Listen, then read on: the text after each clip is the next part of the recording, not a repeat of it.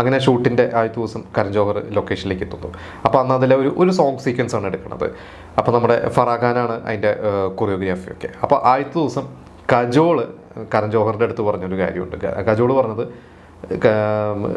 കരൺ ജോഹറിൻ്റെ അടുത്ത് പറഞ്ഞു, കരൺ നിങ്ങളാണ് ഇതിൻ്റെ ഡയറക്ടറായിരിക്കണം ഈ ഒരു ടീമിൻ്റെ ലീഡർ.